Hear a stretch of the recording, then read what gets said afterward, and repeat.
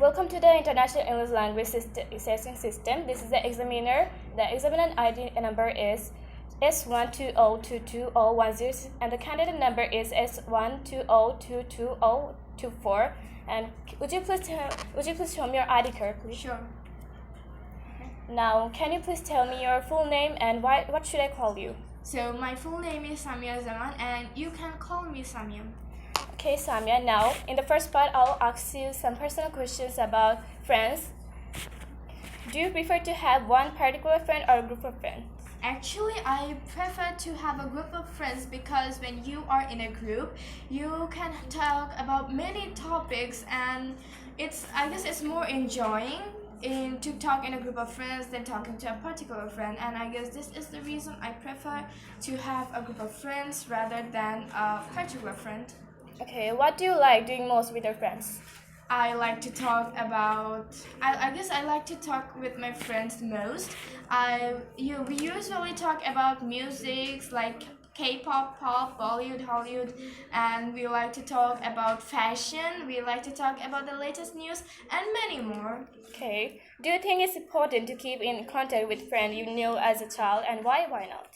I guess it's really important to keep in contact with friends I knew as a child because when we were young children, we were more free-minded, more innocent and positive, and at that time it was really easy to have fun together. So when you grow up, your friends you knew as a child will still think that you are the same as in the past. So this is why we will be able to have fun together easily, and yeah, that's it. Okay.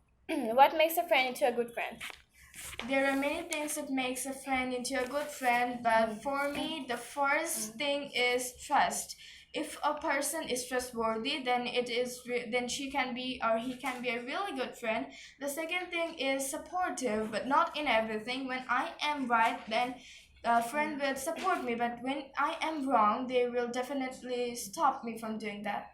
Okay, now I'll give you a particular topic, and you have to talk 2 minutes about it. You can write your answers.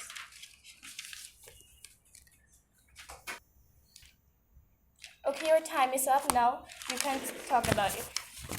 Okay, so the important choice I had to make in my life, I can remember it on last year. It was almost midnight and my grandma suddenly fell really sick. We had to take her to the hospital, and my aunt was also supposed to go with her to the hospital, but she had a really young child, and at that time my parents were telling me that if I can take care of the child, then she would leave him at home or she will take him to the hospital. At that time I was really nervous that whether I will be able to take care of the child or not.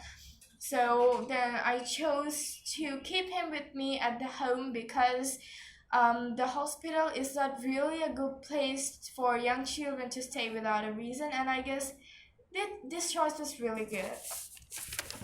Okay, Simon, now in the last part, I'll again ask you some questions and you have to answer.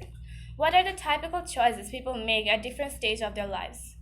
At the very first stage of someone's life, they have to choose in schools like what school they are going to study. In the second stage, like when they are at teenage, they have to choose which college they are going to study and whether they are going to stay with their parents in home or go to the hostels because whether the college is far away from their homes. And in the last stage, I guess when they're young adults, they have to choose which university they are going to study in or which subject they are going to choose, and also how they are going to manage their work and study at the same time if they want to have a part-time job as a student. Should important choice be made by parents rather than young adults? I guess in case of important choices, both young adults and parents' opinion should be counted because I guess parents have more experiences than the young adults.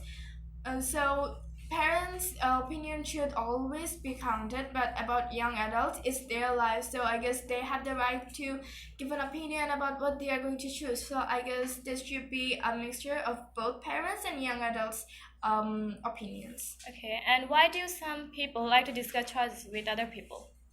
Some people like to discuss their choices with other people because when we talk to many people, we will get many more information about the choice we are going to make. People will give me sometimes bad or sometimes good things about the choice I am going to make. So I guess this is why some people like to discuss their choices with other people. Okay, so what kind of choices do people have to make in their everyday life? People have to make a lot of choices in their everyday life, like when they're going to start their work, what they're gonna wear, what they're gonna eat, and many more things like that. Why do some people choose to do the same thing every day? Are there any disadvantages too of this? Okay, so many people like to choose the same things every day because I think they think it's really effortless and more comfortable for them. But there are many disadvantages in this because if you do same things every day, you will be bored after a few days and you will not be able to do many new things, or you will not learn many new things in life if you do the same things every day. Do you think that people today have more choices to make today than in the past? Of course, we have a lot of choices to make nowadays than past. If we talk about eating, about a single meal, in the past people used to eat only traditional meals, I guess. But now people can choose between Thai, Chinese, Indian, or even their traditional things. So I guess there are many choices and many options for people to choose nowadays than past. Okay, the test has ended. Thank you for all of the time today.